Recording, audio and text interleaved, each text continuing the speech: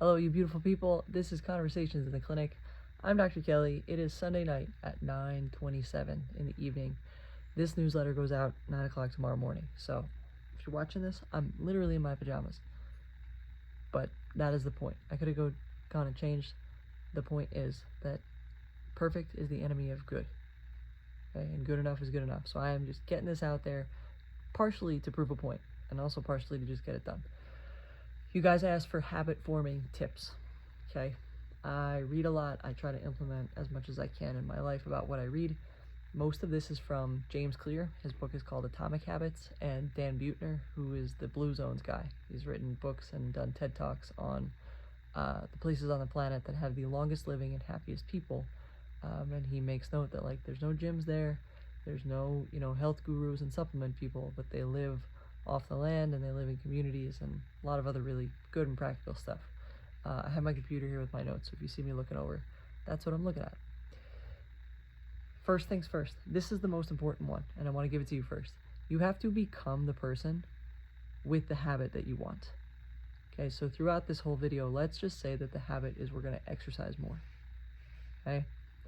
We can't just say, I want to build a habit where I exercise more. We have to say, I'm a person who exercises. I'm a person who exercises. We have to become that identity.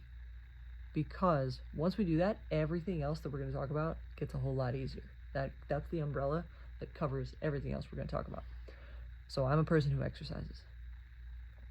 When we focus on that identity, we start to put votes in the ballot box for behaviors that enforce that identity.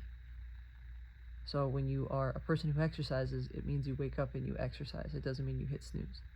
When you are a person who exercises, it means that you actually start lifting the weights instead of thinking about which weights and exercises you're going to start to do. You have to put votes in the ballot box to start to become that person. So, next thing that is more practical, more granular, is don't miss 2 days in a row. Don't miss 2 days in a row. So it's okay. You're perfect. You're imperfect. You're human. You're probably going to miss a day of exercising. You're probably going to skip a workout. You're probably going to miss a meal that you should have planned out better. Just try not to make it 2 in a row. And for this example, let's use flossing. I'm a person who flosses and you forget one night or life gets busy or whatever your reason is that you didn't floss that night, just don't miss the next night. Right? It's the same thing with exercise. It's the same thing with eating well. It's the same thing with movement or other good positive habits that you want. Just don't miss 2 times in a row. Okay? Third one, make it so small. So small. Like, if you want to start becoming a person who exercises, tonight set an alarm to wake up to exercise. And then tomorrow, get up. And that's it. And then the next day, set the alarm to get up and exercise. And that day, get up. And then maybe on the third day, set an alarm to get up and exercise. Get up and put your shoes on and stand by the door if you're going to run or lift or whatever. James Clear tells the story about a guy who would go sit in the parking lot at the gym. He would drive to the gym and he would sit there for 5 minutes and he would drive home every single day. And then after about a week of doing that, he would stand inside the gym. He would open the door to the gym and walk inside. And he wouldn't do anything, but he was in there. And then after a week of doing that, he would spend 5 minutes on a machine. And he would spend 5 minutes on the machine and he would go home. And then he would spend 10 minutes on a machine. And after a year of doing that, as you might imagine, the guy was a different guy. But it started ridiculously small. Start smaller than you think you need to. Going back to that identity, join a community where the type of person who you want to be, that's that community. So if you want to be a runner, join a running club nearby. If you want to be better at public speaking, you join an improv group. If you want to start eating better, then that's like what Weight Watchers is, right? Those are communities where the thing you want to do and be is the norm. You have to find a community, and you have to, the community does so much good for you in so many ways. It provides accountability, it provides friendship, It provides people you can struggle alongside with. There's so many good benefits to joining a community. There's friendship, there's purpose, there's encouragement that comes from that. And it just reinforces, yep, I'm a runner. I'm part of the Montclair Running Club, or I'm part of the Cranford Running Club, whatever it is. That's part of your identity now, okay? This is from the Blue Zones, number 5. You got to make the healthy choice the easy choice.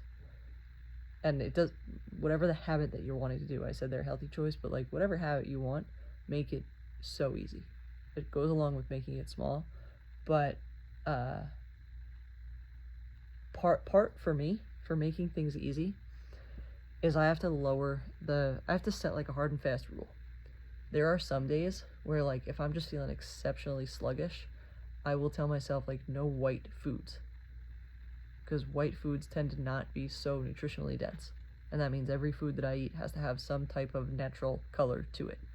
And I feel better that day, and I don't have to think about it that hard. Of like, if it's white, I just don't eat it that day, and if it's green, I will. That works for me. Obviously, there's nuance to that, and you don't have to necessarily set that rule, but you know, I'm gonna put my running shoes on every morning, and that's your hard and fast rule. And whether you go for the run or you don't go for the run, you have put your running shoes on. Like, then there's no negotiating with yourself. Then there's no, well, all right, I'll do it later, whatever. You just do it or you don't. That I have found to be a very helpful habit.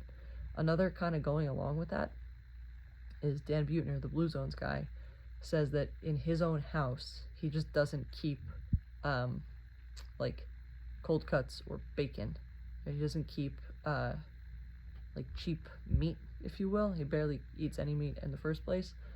But like if he goes out, that's where he'll have a bacon, you know, on his plate, or soda. He doesn't keep soda in his house.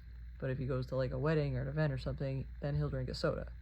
And if that's his hard and fast rule for being a healthy person, then there's no negotiating with himself.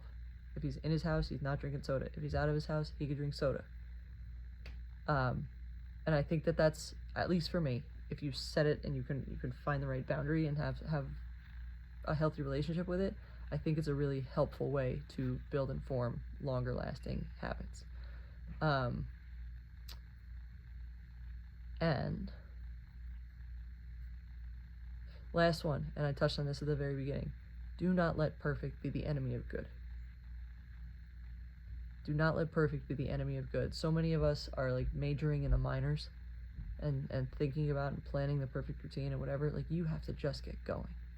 You have to just get going, because when you just get going, you learn so much. There's a phrase I love that, I'd rather go to battle with someone who's fought in one battle before than with someone who has read 100 books about being in a battle. Right? Like, experience is the best teacher. So if you just start going, do not let perfect be the enemy of good. Just get going, do something, start doing it consistently, and you will learn, I like it this way, I don't like it that way. Oh, this strategy worked for me, this strategy didn't work for me. But do not let perfect be the enemy of good. And if you that's the other thing, if you don't miss 2 days in a row, you're gonna learn so fast. You're gonna learn so fast. You're gonna pay attention to how you're feeling and how you're doing, and that's it. Those are my tips and tricks. Again, I read a lot about this stuff because my whole job as a physical therapist is mostly behavior change. and so I have to learn about this stuff. I never learned that part in school. In school, you learn how to not kill somebody, and in practice, you really learn how to affect people's lives. So just remember that. I appreciate you guys. Thank you for sharing your time, your energy, your attention, your effort with me. As always, you matter. Go tell someone you love them. Keep moving. Till next time.